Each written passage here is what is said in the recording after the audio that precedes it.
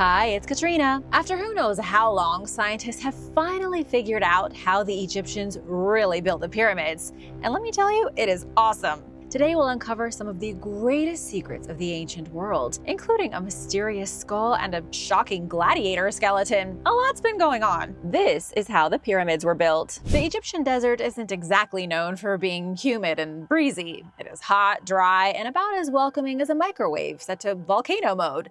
Yet somewhere in the golden haze of 4,500 years ago, a bunch of ancient engineers looked at all of that sand and said, "You know what this place needs?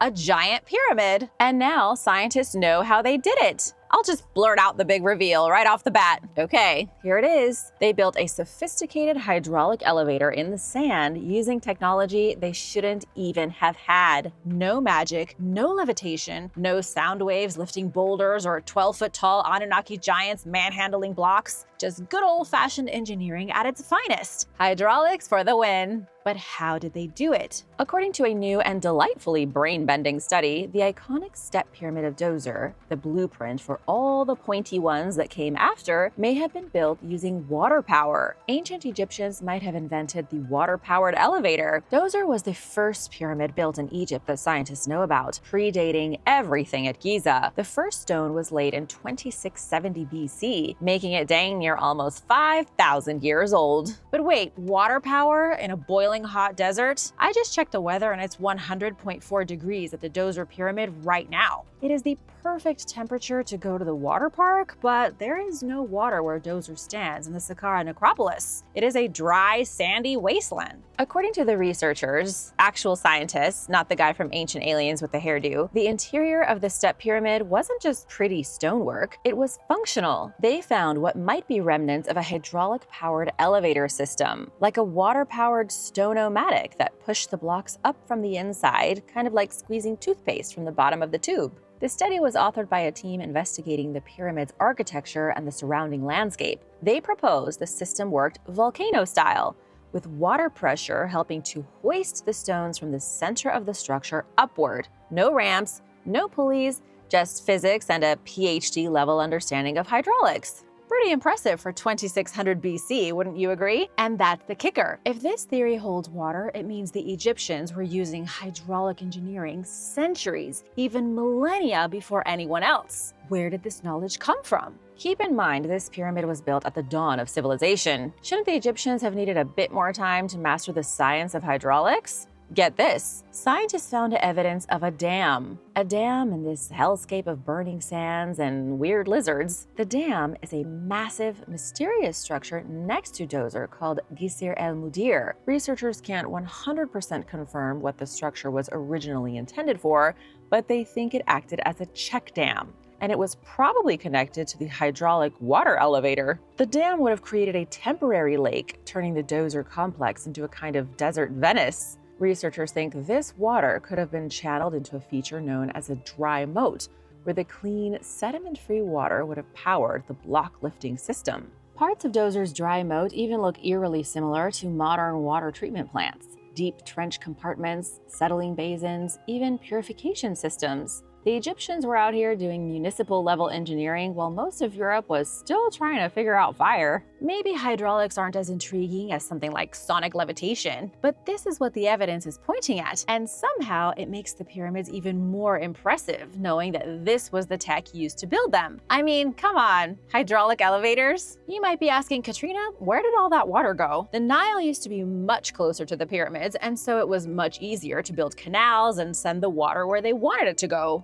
Over thousands of years, rivers change, but researchers found that the Nile went right by the pyramids of Giza, so easy peasy. China discovered America first. Scholars are having a meltdown and textbooks need to get thrown out, and all because a shocking new theory might just disprove one of America's linchpins. It's very Discovery. This isn't the plot of National Treasure 4 Forbidden Noodles. This is real-life historical chaos starring a British naval officer turned amateur historian, a possibly fake map, and a 28,000-man Chinese mega fleet that might have beaten Columbus to America. Not by much, though. You may know the Vikings beat Columbus by about 500 years when they discovered Canada. but the Chinese beat Columbus by a much narrower 70 years. This is the 1421 theory, brought to you by a guy who really likes stirring the pot. His name is Gavin Menzies. But is Gavin a little off his rocker or a historical hero? That's for you to decide. In 2002, retired submarine commander Gavin Menzies dropped a bombshell in the form of a book titled 1421, The Year China Discovered America. Basically, Menzies walked up to Columbus, looked at his 3 ships, and said, "Nice try, buddy, but Zhang He's junk fleet was here first, and it had better snacks." I don't know if the snack part is true. But according to Menzies, while Europe was still getting excited about astrolabes, Ming Dynasty China was sailing around the globe with ships so big they made the Santa Maria look like a pool floaty. It all started in a shop in Taiwan, where Dr. Hendon M. Harris, a Baptist missionary, found a dusty map written in classical Chinese. It showed a land called Fusang, a mythical territory some Chinese legends say lies across the ocean. On this map, Fusang is right where North America should be. Coincidence?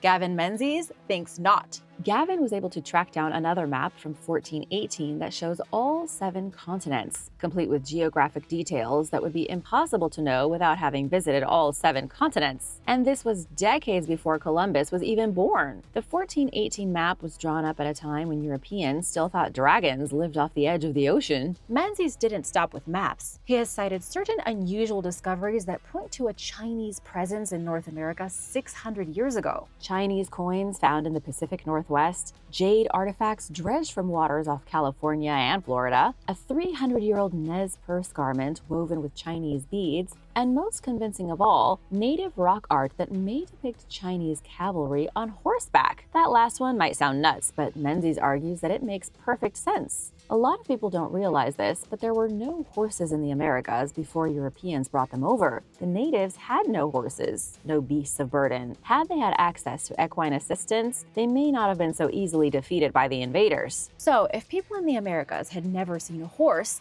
how did they draw horses with Chinese guys on top of them? Gavin says it's because they met Chinese travelers who brought horses from across the sea. Convincing, right? But not everyone is buying tickets to Menzies' historical remix tour. Critics like Dr. Geoff Wade from the National University of Singapore have called the 1418 map a 21st century forgery. Wade said it was probably cobbled together from old Jesuit maps. If the map's a fake, the 1421 theory collapses faster than your balcony umbrella in a monsoon. So who really discovered America? Columbus? The Vikings? Chinese admirals with swagger and massive ships? Let me know what you think in the comments. And now for a quick break, because I wanted to give a big shout out and thank you to Simply Irate and Sprout for supporting this channel. We wouldn't be here without you guys. If you are new here, be sure to subscribe and hit that notification bell so you don't miss out. Secrets of the Mega Fortress. In the wild, craggy Caucasus Mountains where goats outnumber humans and the terrain laughs in the face of hiking boots, archaeologists flew a drone over some ruins. They never imagined that in a million years, their little drone flight would accidentally reveal an ancient megafortress the size of 40 football fields. This might be the Bronze Age's best-kept secret. Welcome to Dmanisi Gora. At first, researchers thought Dmanisi Gora was just another boring hilltop fortress. You know, the kind ancient people built when they needed a place to store their pots, livestock, and endless generational drama. But then came a surprise. Dr. Nathaniel Erb Satulo from Cranfield University and his trusty sidekick drone captured 11,000 high-res images of the site, which were then stitched together with fancy software that sounds like it came from Tony Stark's lab. What those images revealed is that this hilltop fortress was a sprawling mega settlement surrounded by a fortification wall nearly a mile long, dozens of hidden stone structures,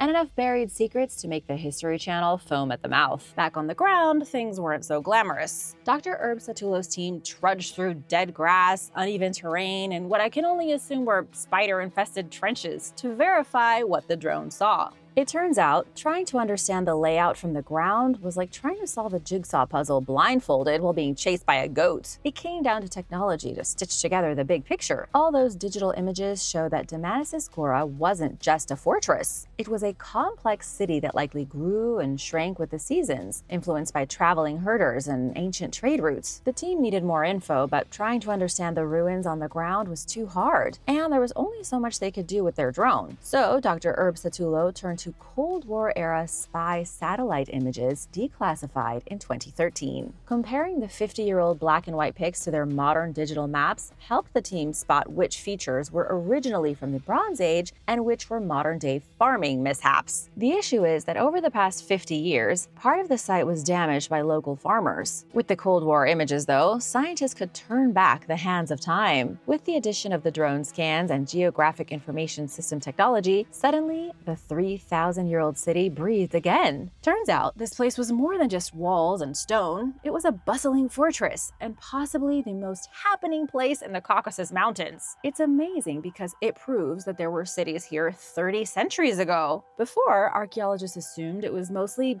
caveman-adjacent humans, slapping stones together in this region. But they were far more advanced. They were engineers, planners, and social organizers living in an epic mountain fortress with a complex defensive system and all the fixings of a self-sustaining society. And to think we owe the discovery to a drone. You know, just some flying bucket of bolts. And of course, we have to thank Dr. Herb Satullo and his childlike delight at flying a drone over the mountains like a kid with the coolest remote control car in the neighborhood. One Roman gladiator versus one lion. Who wins? Forget 100 dudes versus one gorilla. What happens when you throw a Roman gladiator into the ring with a hungry lion? Place your bets now, folks. Archaeologists just confirmed for the first time ever that yes, Roman gladiators really did go full David versus the lion. Gladiators fighting beasts in the arena is a myth that's been going around for centuries.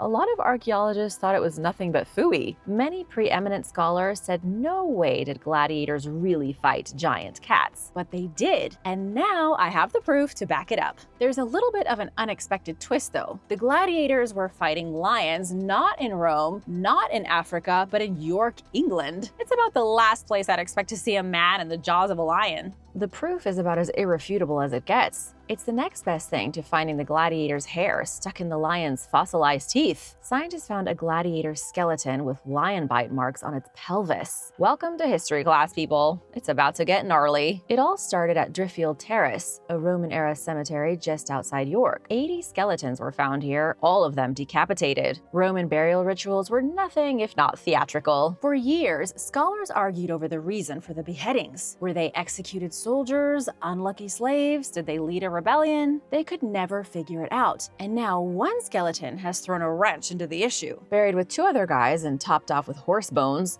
the star of the show had some strange holes in his pelvis. Not the kind of injury you'd expect from sword fights or falls. These holes were big cat bite marks. I'm talking lion-level dental damage here. Crack the case, researchers did what any self-respecting forensic squad would. They went to British zoos and gave horse bones to captive lions, leopards, and tigers, turning the animals into fuzzy forensic consultants. Then they analyzed the bite marks on the horse bones and compared them to the marks on our nameless warrior's pelvis. The verdict? Definitely lion bite marks. Someone in Roman Britain either fought a lion in an arena and lost, or they had the worst idea for a petting zoo ever, and also lost. Either way, they were mauled and presumably chewed on by a very large African cat. This is the first direct evidence of humans fighting animals in Britain during Roman times, said Dr. Tim Thompson, the anthropologist leading the study. It changes everything we thought we knew about Roman entertainment in the provinces. The Romans undoubtedly brought the lion to York. That's 1,500 miles and an ocean away from its natural habitat. After all, York was a Roman military fortress 2,000 years ago, second only to Londinium in modern-day London. The current theory is that a ludus, aka a gladiator school, was operating locally. Roman soldiers probably moonlighted as event organizers, complete with imported beasts and local fanfare. Dr. John Pierce of King's College London even speculated that gladiators trained with the Legion. You couldn't get better training than that. There's just one tiny hiccup. No one knows where the arena was. York is so packed with preserved Roman buildings, digging under it is like playing Jenga with heritage laws. Unless someone finds a lion skeleton holding a ticket stub, the exact location of Britain's Roman Thunderdome remains a mystery. Would you have the guts to take on a lion in a one-on-one fight? Let me know in the comments. The hidden truth of secret societies. In 1604, the sky lit up with a cosmic explosion so intense it changed the world forever. Out of nowhere, a new star burst into view, and you didn't even need a telescope to see it. This celestial party trick was caused by a supernova, which is a polite way of saying a star died in a big fiery boom of death. This light show triggered one of the weirdest and most influential domino effects in human history. It kicked off secret societies, bizarre prophecies, radical science, shady conspiracies, and revolutionary thinkers. It's crazy, but it's also true. This new star got itself a fan club, and they went on to change history. As that stellar explosion lit up the constellation of Fucus, astronomers scrambled to take notes. Leading the pack was Johannes Kepler, the math whiz who would go on to define planetary motion. NASA even named a telescope after him. But while scientists were busy measuring brightness, others were reading omens. Simon Studian was a German theologian with a flair for cosmic drama. He declared the star a divine sign, saying it marked the start of a new age of enlightenment. And sure enough, the age of enlightenment began. At the head of the movement were the Rosicrucians. They slid onto the scene with anonymously published pamphlets full of weird symbols and esoteric references. They also had a prophecy. They believed that Princess Elizabeth, the daughter of King James I, would unite Europe into a peaceful, enlightened superstate. In 1613, Elizabeth married Frederick V of the Palatinate, a royal German guy with a title that sounds like he's a Tolkien character. Secret society fans went nuts. The Rosicrucian manifestos declared the dawn of the new order. In 1619, Frederick and Elizabeth were handed the throne of Bohemia. They lasted about as long as a Twitter trend before getting dethroned and booted into exile. Not to worry, the Rosicrucians were determined that a new world order was at hand, one way or the other. And they were right. In fact, they were the ones who founded America, which would go on to become the New World Order. Sure, maybe the Vikings found the land, maybe the Chinese, maybe even the Egyptians 3,000 years ago. But it was the Rosicrucians who allegedly organized the Mayflower voyage in 1620. Secret symbols tied to that infamous new star in the constellation of Fucus have even been found on the graves of early colonists. These days, no one really even knows who the Rosicrucians were. An elite secret society of enlightened scientists, fringe astrologers? Honestly, no one's sure, but whoever they were, they inspired centuries of imitators. Like Robert Catesby, a rich English Catholic who thought young Princess Elizabeth was the chosen queen. His plan was to blow up Parliament, kill King James I, and install Elizabeth on the throne. Robert was the maniac behind the gunpowder plot. And do you know who was on his crew? None other than Guy Fawkes, the guy that British people go bananas over every year on November 5th. Guy Fawkes was the one caught guarding the explosives. It's believed the whole conspiracy was influenced by the Rosicrucians, who were actively trying to establish the New World Order, and all because of some supernova out in space. Over time, the cryptic Rosicrucian movement evolved. Around 1717, several like-minded groups merged to form the Freemasons, who borrowed heavily from Rosicrucian symbols. In fact, the Freemasons, who were originally Rosicrucians, used the all-seeing eye, later known as the Eye of Providence, and that's the eye on the American dollar bill. The real Illuminati came just shy of 60 years later in 1776. German philosopher Johann Adam Weishaupt launched the Bavarian Illuminati, explicitly inspired by Rosicrucian ideals. He hated corruption, religion, meddling in politics, and bad governance in general. Ironically, the Illuminati became so secretive that no one is sure what they actually did. They supposedly helped spark the French and American revolutions and then disappeared underground by the early 1800s. Today, they are either a long-gone Enlightenment club or controlling global finance from a secret volcanic lair. It all depends on which Reddit thread you read. As for where the Rosicrucians are today, nobody knows. Maybe pulling the strings behind the scenes. Maybe gone, maybe merged with whatever remains of the Knights Templar. The one thing that's for sure is that they changed history. They changed it by sending the Mayflower to America, attacking royalty, and starting the coolest clubs in the modern age. All because someone looked up, saw a star exploding, and thought it was time for a revolution. Romans in Mexico? Romans in Britain fighting lions isn't the most shocking news you're going to hear today. The Romans may have also been in ancient Mexico, chilling with the Maya and maybe wrestling a few jaguars. In 1933, an archaeologist digging in a pre-Columbian tomb near Tecachicalixtlahuaca, Mexico, that was a mouthful, pulled out something that should not by any known logic have been there. A Roman-style terracotta head. This wasn't just some misfiled artifact. The tomb was sealed, intact, without any modern contamination. So how the heck did something that looked like it fell off a Caesar Funko Pop end up buried in ancient Mexico? Let's get into the chaos.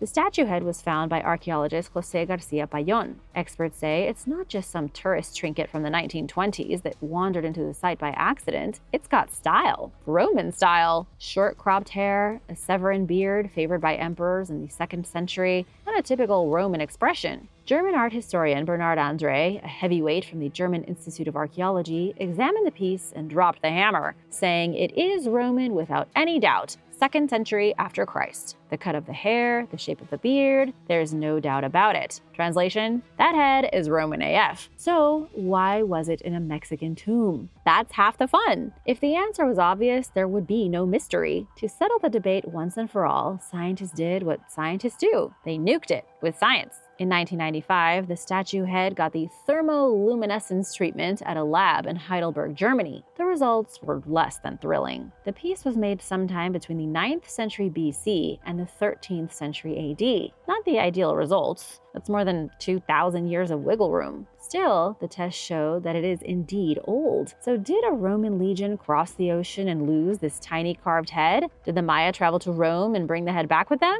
Or is there a third, even more outrageous possibility I haven't considered? The skull of King Matthias. Let's move from statue heads to real human heads. It's not every day archaeologists unearth a centuries-old skull, stare at it for 2 decades, and then suddenly go, wait a minute, is this the king's head? But that's exactly what's happening in Hungary right now. Specimen 1/10 is a mysterious, unclaimed skull found in 2002 at the Basilica of the Virgin Mary. It sat for 20 years in a drawer, and now scientists think it could belong to Matthias Corvinus. I'm not sure if I was expecting anyone to jump for joy at that reveal, considering that most people don't know who Matthias Corvinus was. So let me dish some background info. Matthias was a 15th century king so legendary, he was basically the medieval Batman of Central Europe, except instead of fighting crime at night, he fought the Ottomans by day. He also read a ton of books and completely rewrote the justice system. King Matthias was kind of a big deal, so archaeologists found a random skull tucked into the Southern Isle, tagged it as 1/10, filed it, and just moved on. Recently, researchers from Hungary's King Stephen Museum took another look at this thing and noticed something weirdly familiar.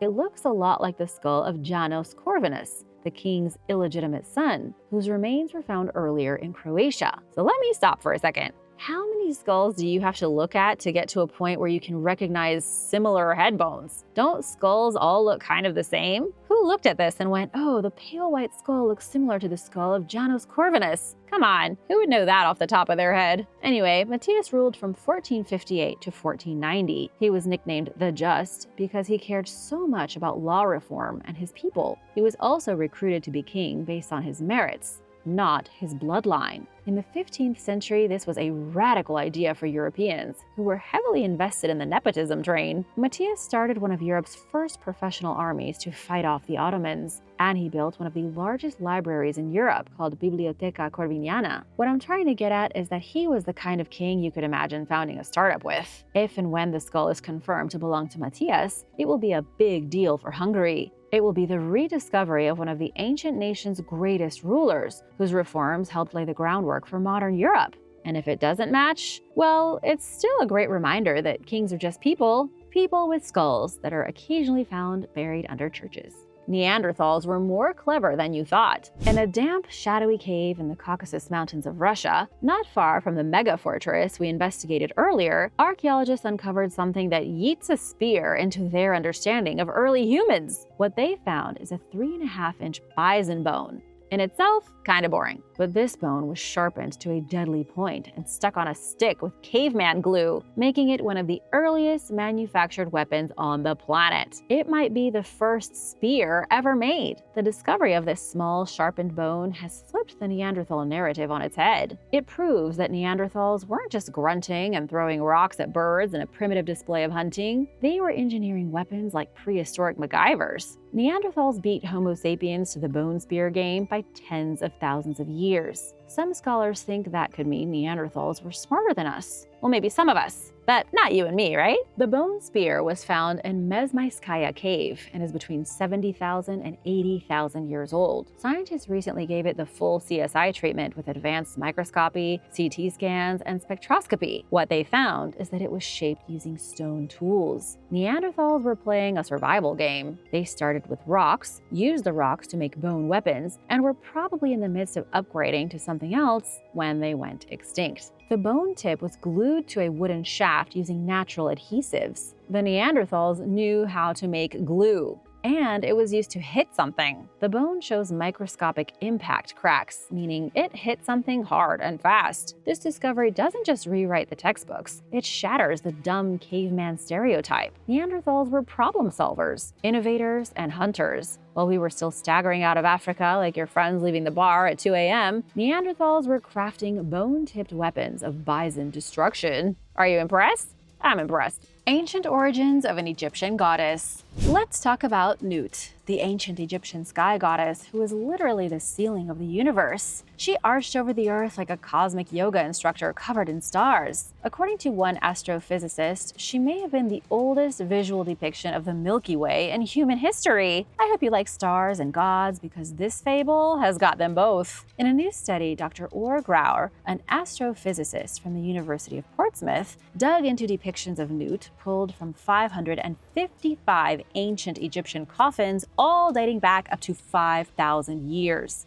On one particularly star-studded coffin, the final resting place of a priestess of Amun-Re named Nessie something, who died 3,000 years ago, he noticed something strange. On the coffin is a thick, undulating black curve stretching from Nut's feet to her fingertips, surrounded by stars above and below. Grauer took one look and realized the curve is in fact the Great Rift. What's the Great Rift? My amazing viewers, the Great Rift is that dark band of cosmic dust that splits the Milky Way. You could see it on any night if you happen to be somewhere without a single artificial light source, so maybe Antarctica or the middle of the Bermuda Triangle. Otherwise, no dice. But the Egyptians could easily see the Great Rift in the night sky 3,000 years ago. Side-by-side comparisons of the coffin art and long exposure Milky Way photos are uncanny. But what does it all mean? In Egyptian mythology, Nut was the sky, not just the sky goddess. She was the actual sky. Every night, Nut swallowed the sun, and then every morning she gave birth to it again, like some sort of cosmic recycling plant. Typically, Nut was drawn as a naked woman arched over the earth god, her brother Geb. Her body is covered in stars, sun disks, and apparently whole galaxies.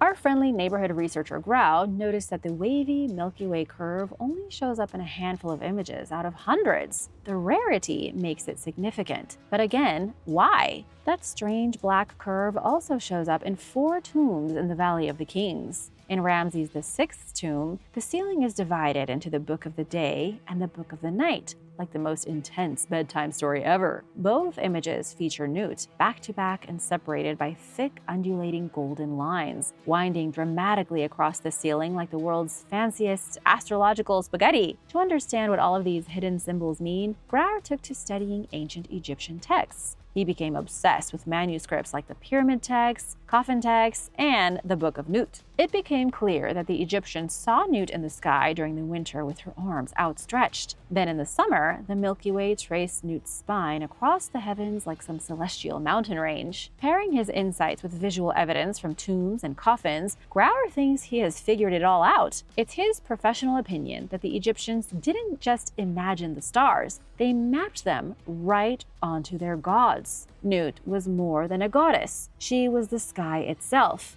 And as time went on, Egyptian astronomers covered her in the stars they could see in the naked night sky. Nut, or at least her depictions in tombs and on coffins, is a functional sky map of the heavens dating as far back as 5,000 years ago, predating the pyramids of Giza. Pretty cool, right? Funny story though, this whole adventure began when Grauer took his daughters to a museum. They saw the classic image of Nut arching over the earth and were instantly obsessed. They begged their dad to tell them the story of the goddess, so he did, but he needed the full story. So he started searching, and now we're here talking about cosmic goddess iconography and galactic dust lanes. Thanks, kids. Never lose your curiosity. Thanks for watching. Be sure to stay tuned for extra content you might have missed. Mummified baboons. For centuries, the ancient Egyptians imported and mummified captive baboons. Some of these primates likely worked as service animals and to show off wealth, while others were used in the worship of Thoth, a god who is sometimes depicted as having a baboon's head. It's not the baboons themselves, but where they come from that intrigued primatologist and anthropology professor Nathaniel Dominy. The Egyptians described importing baboons from Punt, he explained in an interview with Live Science. Was Punt real or a myth? There is ample evidence to suggest that Punt was a real place. Egyptian records describe it as the land of their ancestors and praise its abundance of trade goods, including resin, gold, ebony, ivory, and wild animals. But experts have never been able to figure out exactly where Punt was, until now perhaps. Dominy worked with a team of scientists to analyze the isotopes in modern-day baboons and compare them with information gleaned from 7 mummified specimens in hopes of determining their origins, which would then theoretically lead them to Punt. 2 of the mummified baboons date back to the New Kingdom period, between 1520 BC and 1075 BC, and the other 5 are from after 332 BC, during the Ptolemaic period. While the more recent mummified baboons appear to have been captively bred, the older New Kingdom baboons came from an area encompassing parts of modern-day Eritrea, Ethiopia, and Somalia. Punt existed in the southern Red Sea region, very likely on the coasts of Eritrea and Somaliland, Dominy said. While this assertion is unproven, all signs point toward it being accurate, bringing researchers one step closer to solving the long-standing mystery of the legendary land of Punt. Ram-headed Sphinx and flooded tomb. In early 2019, archaeologists and workers uncovered an 11.5-foot tall statue of a ram-headed sphinx at the Jebel El Silsila site near Aswan. The sandstone carving dates back over 3,000 years and was found in an ancient workshop. Experts are unsure why the statue was left there, but they believe it may have been a cancelled order, according to archaeologist Maria Nilsson, the director of the site's excavation. She explained in a Live Science interview that the Sphinx was likely carved at the end of Amenhotep III's reign. He was King Tut's grandfather and may have commissioned the sculpture, but it was cancelled and abandoned when he died. Situated along the Nile riverbanks, Jebel El Silsila was both a rock quarry and a home for the quarry's workers, as evidenced by the discovery of a necropolis containing the remains of men, women, and children dating back to Egypt's 18th dynasty. Archaeologists have made numerous other headline-worthy finds there in recent years, including statues of a power couple carved right into the rock, a man named Nefer Kewe and his wife found in modern-day northern Sudan. In addition to the ancient power couple, scientists have uncovered a waterlogged mass grave containing a soupy mess of human remains at Jebel El Silsila. Over 50 people, 1/3 of whom are children, were laid to rest in the now-flooded tomb.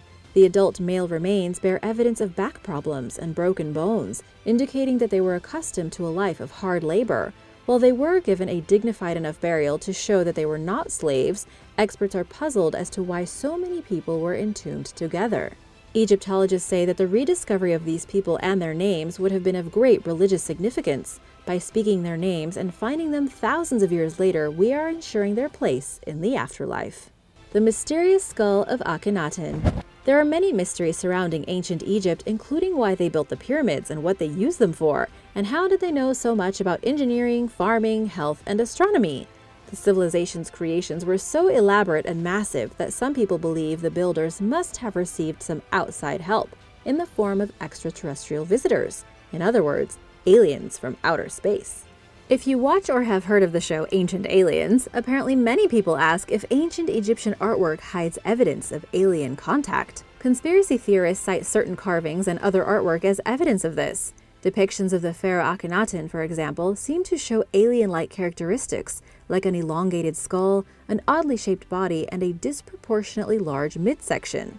Yale School of Medicine professor Erwin Braverman says that he was often portrayed in sculptures and carvings with a thin neck, elongated head, large buttocks, breasts, and even a prominent belly, suggesting pregnancy. A user pointed out in Michigan State University's anthropology blog that Akhenaten's name translates to the disk of the sun, leading some people to believe that the so-called disk was actually a UFO. After all, if the ruler came from it, as mythology seems to imply, it would realistically have to be something other than the sun.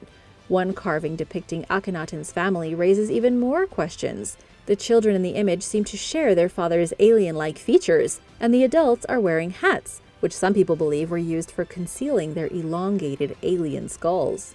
Without being aliens, it is entirely possible, however, that Akhenaten and his loved ones did have large conical skulls because they may have practiced something called artificial cranial deformation, which often involved deliberately elongating the skull. Egyptologists also believe that the Akhenaten family may have some genetic medical syndrome which would explain their strange head shape. Braverman says that Akhenaten's elongated head could be due to the gene defect causing craniosynostosis, in which the fibrous joints of the head fuse at an early age and disrupt the process of skull formation. Braverman said that a number of Akhenaten's relatives, including his daughters and two other 18th dynasty rulers, Queen Hatshepsut and King Tut, all had cranial abnormalities that mimicked craniosynostosis. The Amarna letters. The earliest known examples of international diplomacy can be found in the Amarna letters, a collection of 382 clay tablets dating back to the 14th century BC.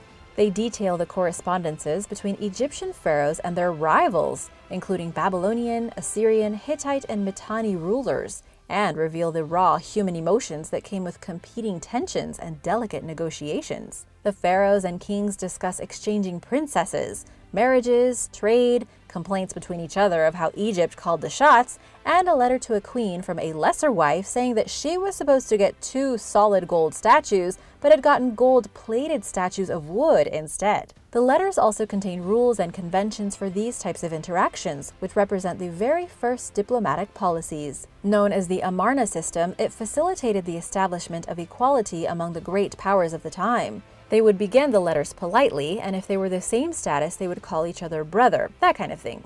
Those in power utilized the system for over 2 centuries as part of the empire-building process, and it served its purpose well by maintaining some semblance of peace and stability. The tablets span several 18th dynasty rulers' reigns, including Amenhotep III, Akhenaten, and perhaps Smenkhare or Tutankhamun. Found in the 1880s after a series of chance finds in pits under an administrative building, the clay tablets were found in several batches, and luckily the archaeologists knew that they were important right away.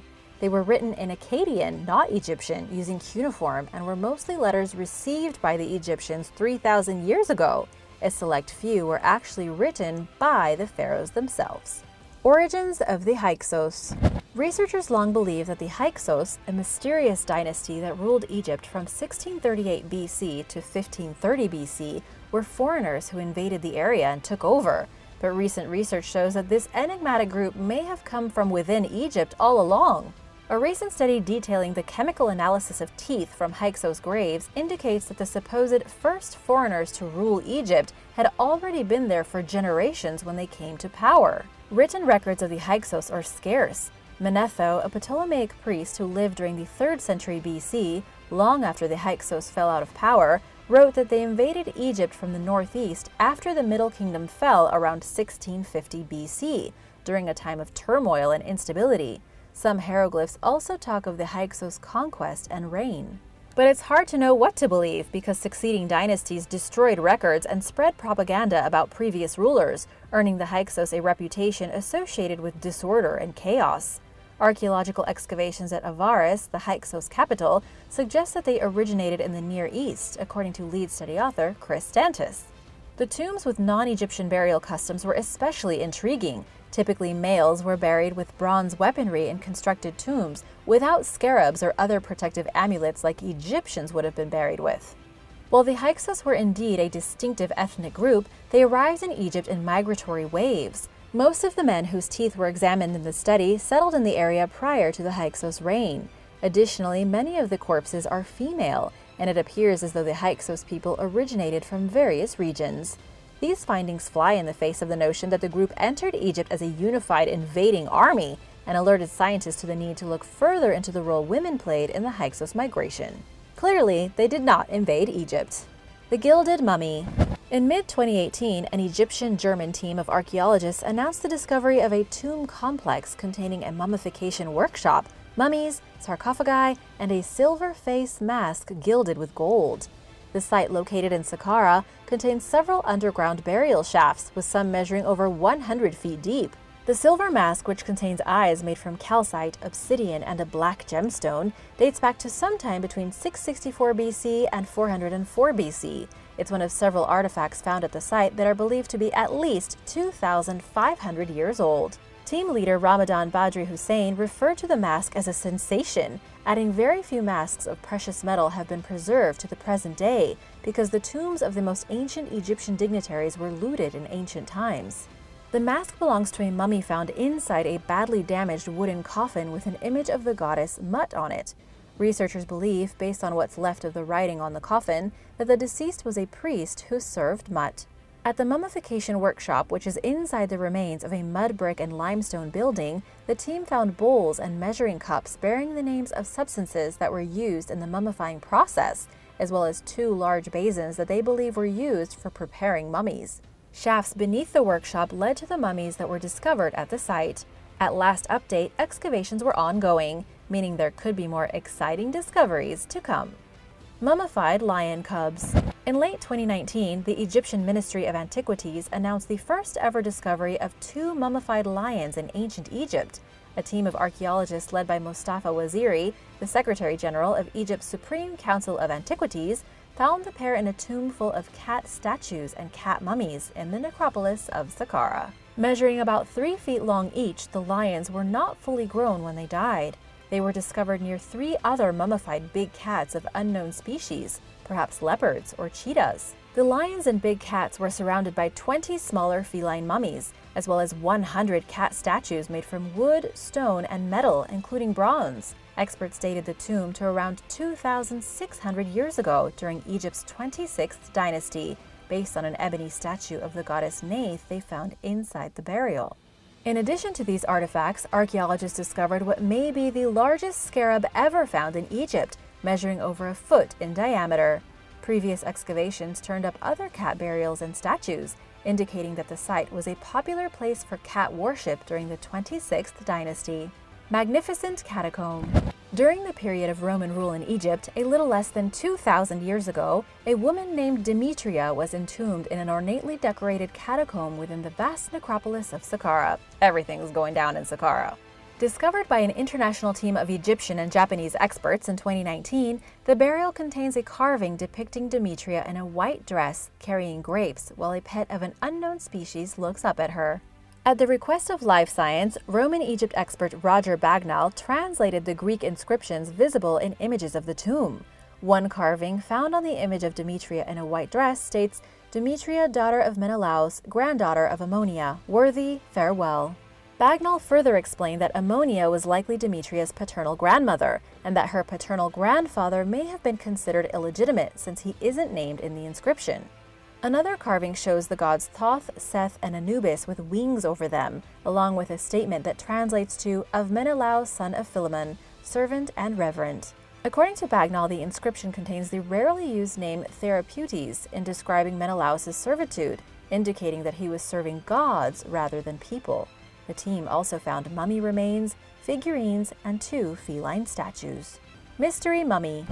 Archaeologists were stumped when in early 2019 they encountered a tomb along the Nile River near Aswan, belonging to a mysterious man named Tigit. Inside, they found the wooden fragments of the coffin that once held his remains, along with at least 34 mummies, including young children. Built sometime between the 6th century BC and the 4th century AD, the tomb also contained numerous artifacts, including vases, amphorae, vessels containing food, funerary mask fragments, a stretcher that was likely used for transporting bodies into the chamber, and a ba bird statue depicting a bird with a human head. This type of creature was common for the time and represented a person's soul. A collection of mummy-making materials, including cartonnage and bitumen, were found next to a lamp near the tomb's entrance. This is just one of an estimated 300 tombs located near the mausoleum of the Aga Khan, an imam or spiritual leader of Shia Ismaili Muslims. Who Tajit was, and whether his tomb corresponds with nearby burials, is unknown. The Bent Pyramid. In the Dashur Royal Necropolis, located roughly 25 miles south of Cairo, sit two pyramids, the Bent Pyramid and its satellite. Both are roughly 4,600 years old.